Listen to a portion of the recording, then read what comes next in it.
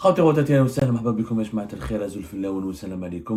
que vous allez bien, j'espère que vous vous portez bien.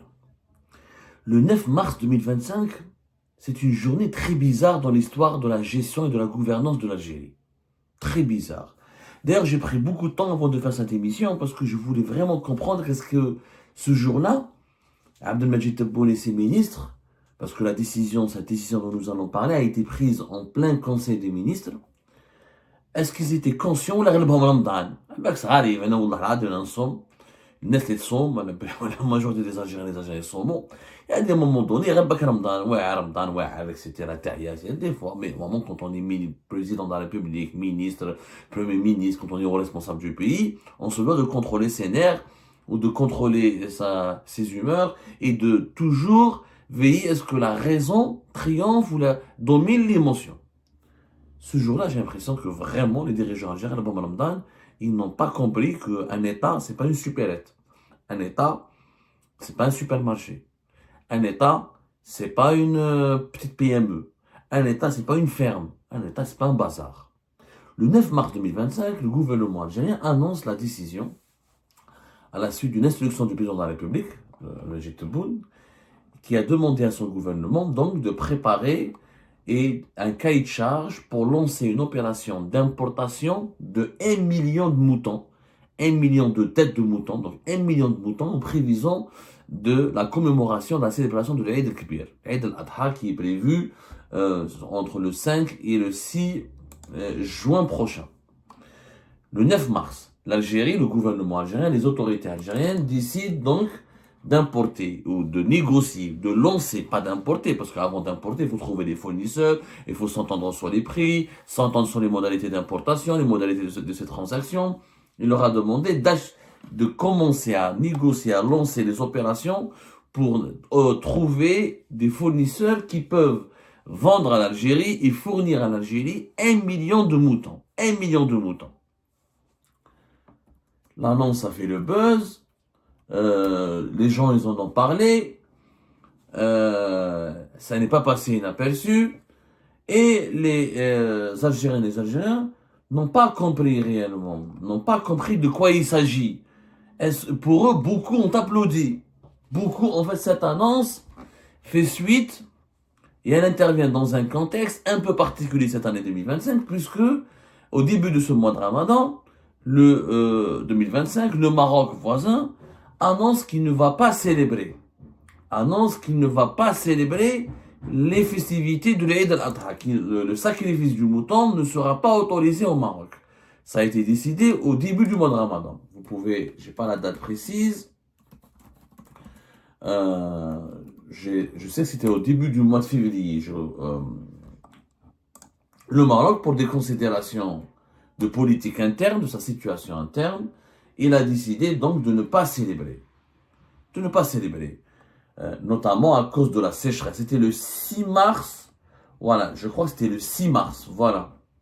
Ah, bien avant. Le 27 février 2025. C'était la monarchie, le roi du Maroc, le Mekhzen, comme on dit dans le langage populaire et dans le langage politique. C'est le roi du Maroc, Mohamed VI, qui a appelé dans un communiqué sa population à ne pas sacrifier le mouton de l'Aïd lors de la fête de l'Aïd. À ne pas sacrifier le mouton lors de la fête de l'Aïd. En raison de la diminution du cheptel liée à la sécheresse qui a fait grimper les pays. Le roi du Maroc, il a dit, notre pays affronte des défis climatiques et économiques qui ont eu pour conséquence une régression substantielle du cheptel. Donc, tout en se disant conscient de l'importance de cette fête sur le plan religieux et social, le roi du Maroc, il a appelé son peuple à s'abstenir d'accomplir le rite du sacrifice de l'Aïd cette année. Donc, la sécheresse, selon les statistiques officielles disponibles, le Maroc vit et subit 7 années de sécheresse de façon incessante et grave, et 38% de son cheptel a diminué en une année. Parce qu'il y a eu les chutes de pluie ont baissé de 53%. Donc le Maroc, il a pris cette décision qui a vraiment suscité un énorme buzz et qui a frappé l'attention de tout le monde musulman et le monde arabe. Un pays arabe et pays musulman qui décide de ne pas célébrer le rite du sacrifice de l'Aïd parce que il y a la sécheresse, parce qu'il n'y a plus assez de cheptel, il n'y a plus assez de moutons.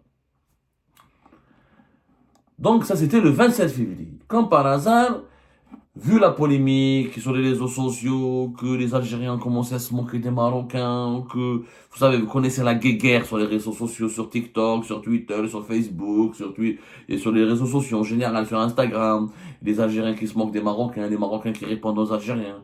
Il y a eu un buzz, et le buzz a duré plusieurs jours. Comme par hasard, l'Algérie décide, contrairement au Maroc, elle décide elle-même d'acheter 1 million de moutons à l'étranger pour permettre à sa population de célébrer le rite du sacrifice de l'Aïd.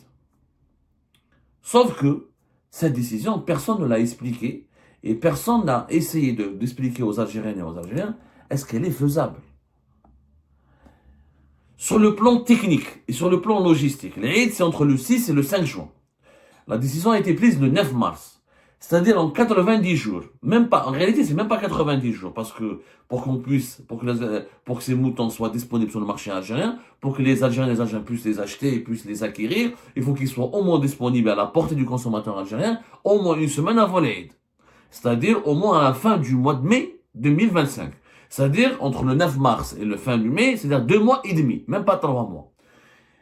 Aucun expert, je dis bien, aucun parlementaire, aucun haut responsable, aucun esprit sensé, aucun docteur, aucun Algérien ou aucune Algérienne n'a eu le courage de dire aux dirigeants algériens, au gouvernement algérien, que cette annonce n'a aucun sens. Que non seulement elle relève de l'utopie, ça relève du fantasme, ça relève du foutage de gueule. C'est une plaisanterie. Pourquoi c'est une plaisanterie? Comment on peut importer 1 million de moutons en même pas 3 mois? Est-ce que vous savez ce que c'est que 1 million de moutons? Les bateaux, les bétaillères, comme on appelle ça, les bétaillères, c'est ça. Normalement, on les appelle les bétaillères. Les bétaillères, c'est-à-dire c'est les bateaux qui transforment, ce sont les bateaux qui transportent du bétail. Voilà, en gros, bétaillère, c'est les camions, même les bateaux, on peut élargir ce terme aux bateaux, mais on parle plus de bétaillère maritime. Voilà, bétaillère maritime. Navire bétaillé. La capacité maximale d'un navire bétaillé pour transporter les moutons, ça peut être de 20 000, maximum 25 000 têtes. 20 000, 25 000 têtes. Et ça, c'est les gros, franchement, navires bétaillés, hein, vraiment des grosses bétaillères, Si on calcule combien de navires il nous faut pour importer 1 million de têtes, il nous faut 50 navires d'une moyenne, vraiment avec une grande capacité, on va dire, de 20 000 têtes. 20 000 navires. Les plus gros navires, c'est la capacité maximale. La capacité maximale, c'est 20 000. Et réellement, c'est très rare où on trouve des gros navires, ils peuvent transporter jusqu'à 24 000, 25 000. Mais c'est extrêmement rare. Et quand on s'intéresse au transport maritime, on dit que les bétaillères peuvent embarquer maximum jusqu'à... La majorité des bétaillères qui sont utilisées dans le trafic maritime international, c'est 14 000, 15 000. C'est ou 3 800, 4 000 bovins, ou 14 000, 15 000 ovins, moutons. Donc déjà pour trouver des bétaillères à 20 000, 25 000 têtes, il faut vraiment courir, les réserver, il faut les payer très cher. Comment 50 bateaux, c'est une flotte, au stall. Comment en 2 mois on pourrait trouver des bateaux, 50 bateaux pour transporter 20 000 moutons? Et comment on va les accueillir au niveau des ports algériens? Est-ce que vous savez que pour qu'un bateau puisse entrer dans un port en Algérie, c'est un programme. Les ports, c'est pas comme les aéroports. La taille des bateaux, c'est pas comme la taille des avions. Les avions ont une taille qui n'a rien à voir avec les bateaux. Les ports ont des quais. Leur capacité d'accueillir et de permettre aux navires d'accoster et de stationner, entre guillemets, ou d'accostage, c'est ça, ou d'accostage d'un navire, elle est limitée. Il y a un programme. Mais c'est pas un parking sauvage. Et les bateaux sont énormes.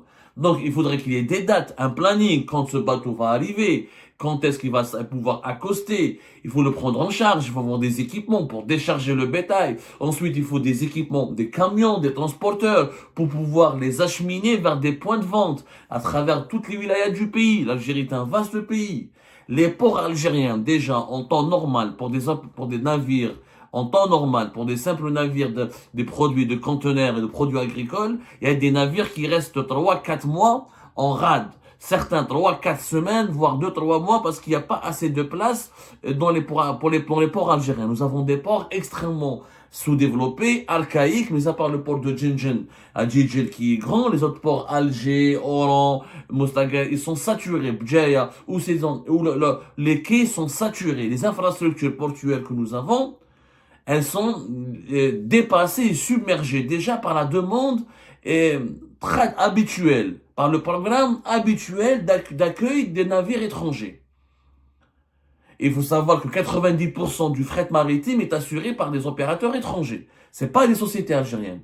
Donc, il faudra trouver les bateaux qui peuvent nous ramener ce bétail. Et de deux, comment on va les accueillir au niveau du port, de tous nos ports. Et, en 90 jours, et bien avant, comment dirais-je, nous avons 11 ports de commerce. On peut accueillir 11 ports de commerce. Comment au niveau de 11 ports de commerce, si on doit répartir les 50 navires, ça va faire pratiquement 5 à 6 navires par chaque port. C'est pas possible. C'est techniquement pas possible.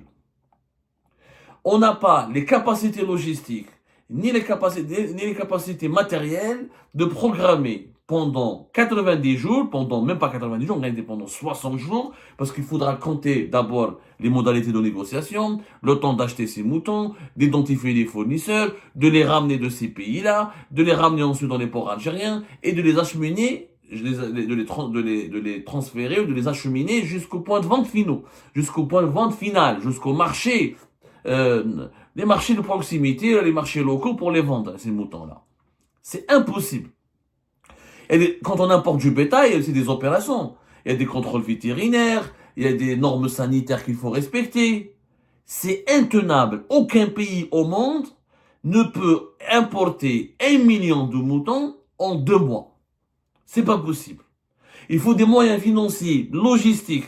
C'est pas le mouton qui coûte cher, c'est le fait de le transporter, de le contrôler, de le nourrir et de l'accueillir et de le transporter jusqu'au consommateur.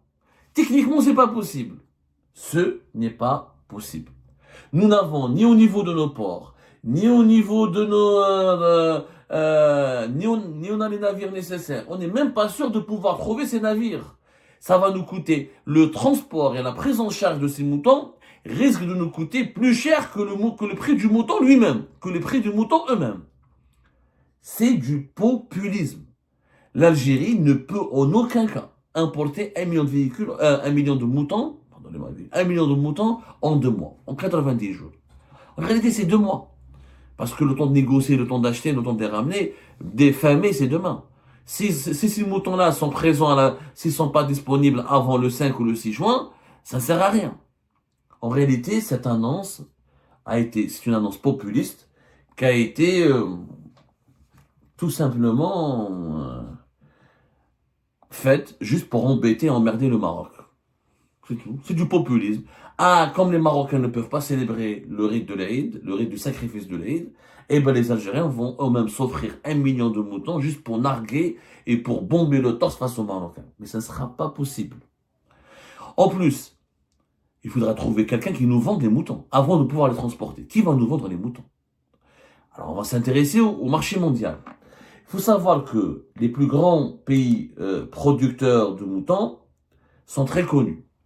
C'est la Chine, elle a plus de 164 millions de têtes, l'Australie, la Nouvelle-Zélande, les 3 grands pays, et ensuite vous avez l'Argentine et l'Uruguay. Ça, c'est des grands pays producteurs. Pourquoi ils sont grands pays? Parce que, non seulement, par rapport à leur population, ils ont... Bon, la Chine, malgré que c'est un pays de 1 milliard, mais ils mangent pas beaucoup de la viande ovine.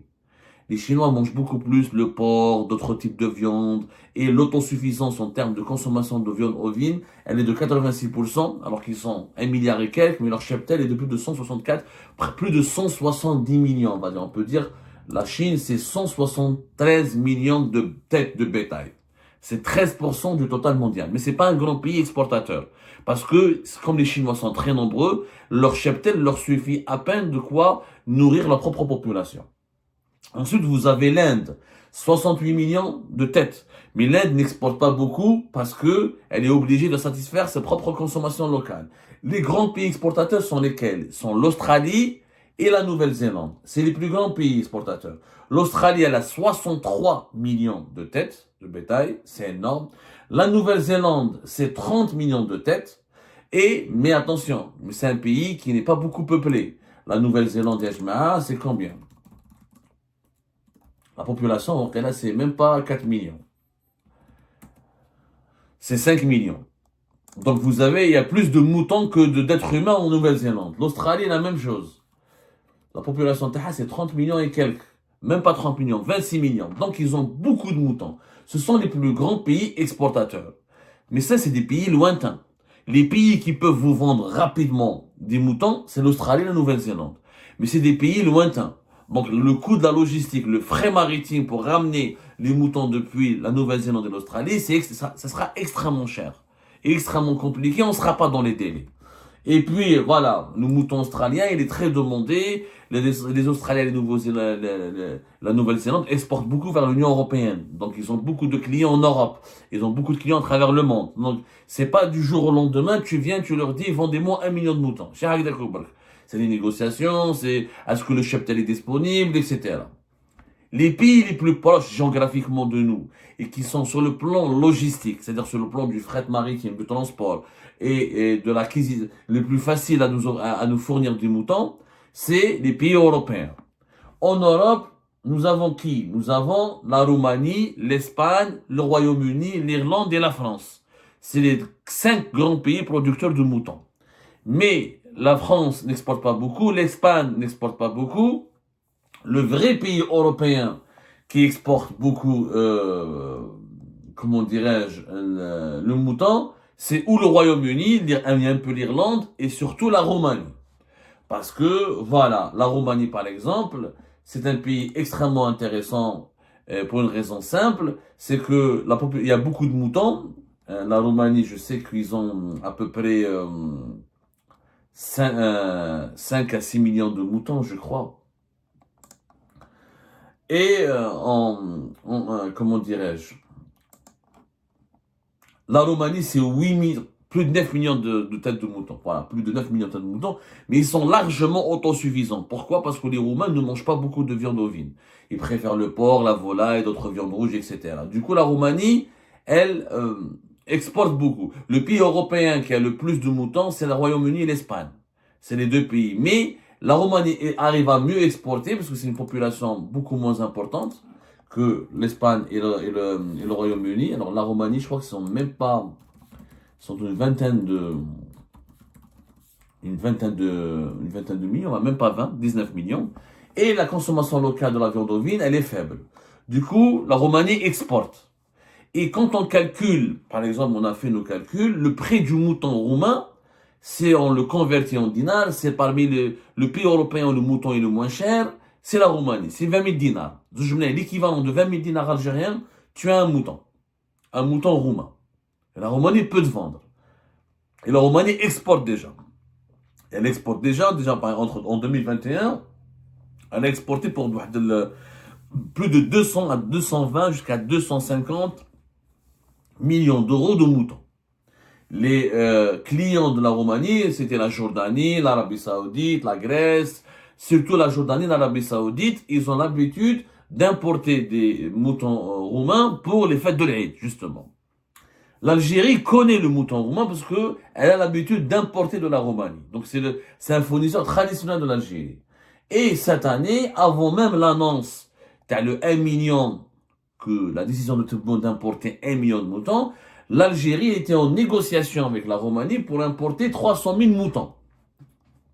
Ce qui est déjà énorme. Les discussions étaient en cours. Il y avait l'autorité nationale de santé vétérinaire pour la sécurité alimentaire de Roumanie qui a fait cette annonce. C'était au début du mois de mars. Donc, il y avait déjà des négociations en cours. Sauf que la Roumanie ne peut vendre que 300 000 têtes. Elle ne peut pas, même la Roumanie ne peut pas te vendre 1 million de têtes en 3 mois. C'est pas possible. D'ailleurs, la Roumanie, par exemple, elle a vendu 950 000 animaux vivants, 950 000 moutons, à la Jordanie en 2021. Ça lui a coûté presque 100 millions d'euros. Mais ça, c'est des négociations, c'est des contrats. Même la Roumanie, elle ne peut pas d'offrir à l'Algérie peut-être. Déjà, si on a acquis 300 000 moutons, la Roumanie, c'est déjà bien. Il va nous manquer 700 000. D'où est-ce qu'on va les ramener en 3 mois? C'est pas possible.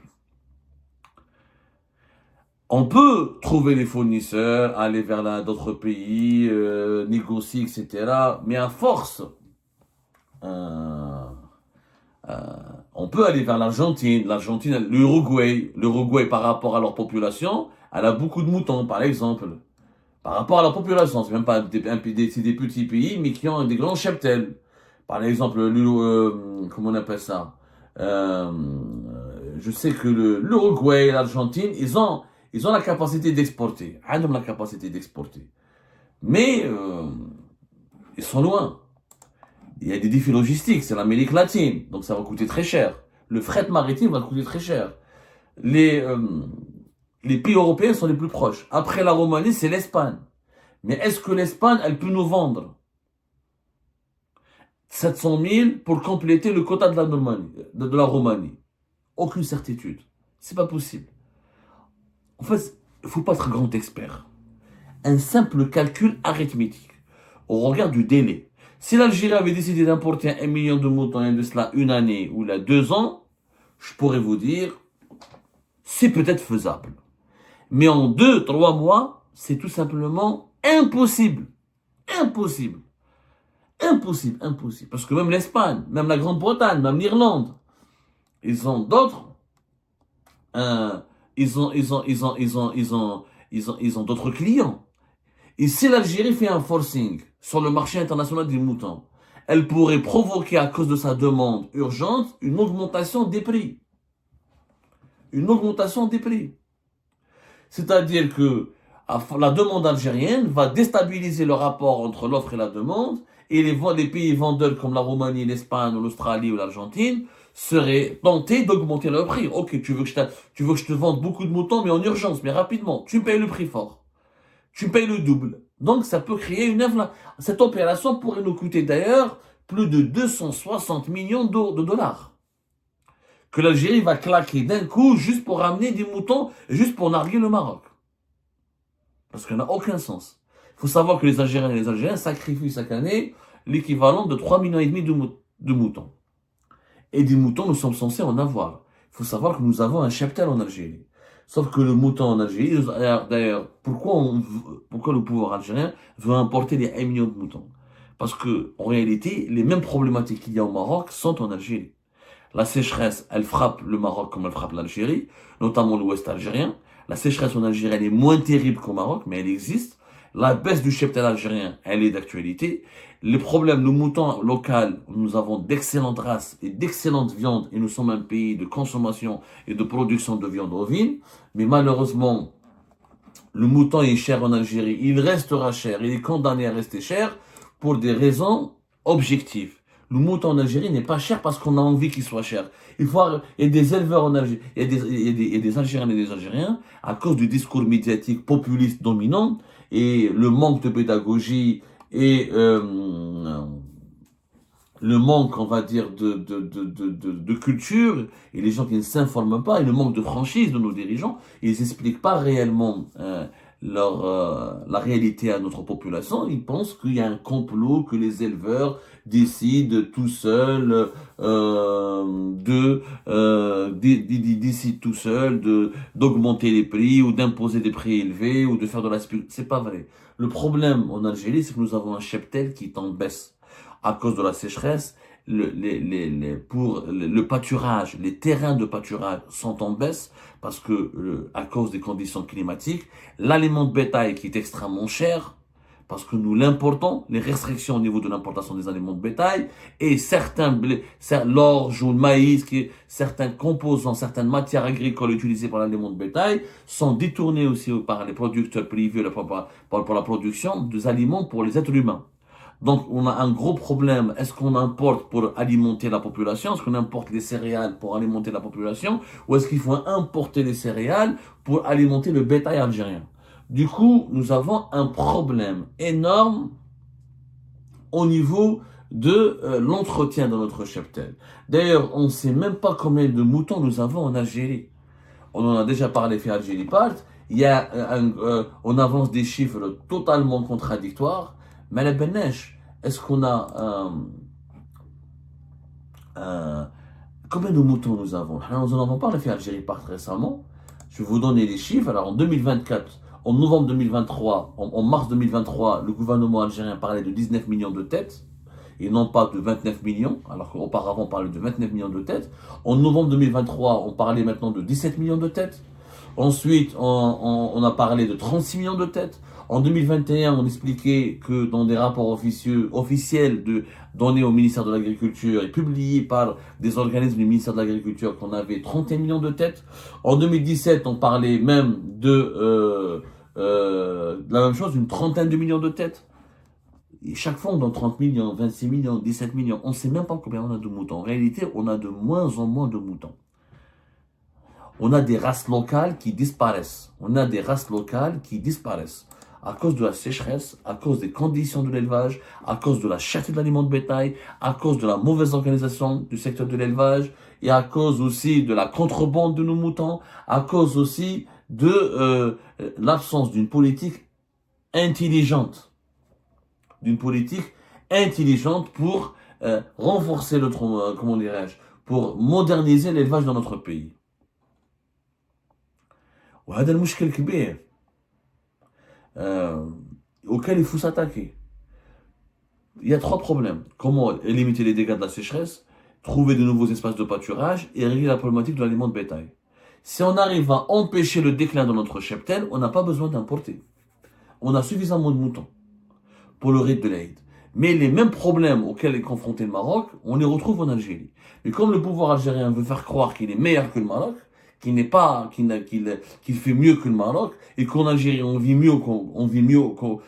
nettement mieux qu'au Maroc, on tente de colmater ou d'effacer ces problèmes, ou de les passer sous silence ou de les dissimuler en annonçant une opération d'importation de plus de 1 million de moutons. Parce que le mouton, il a été extrêmement cher en 2024.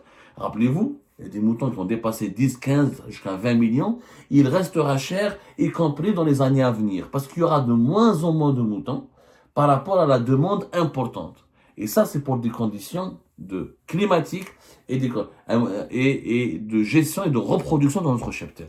Mais comme on ne veut pas dire la vérité à notre population, on fait du populisme et on leur dit, ne vous inquiétez pas, en 3 mois, on pourra importer 1 million de moutons. Ce qui est impossible, ce qui ne sera jamais fait, ce qui n'est même pas faisable.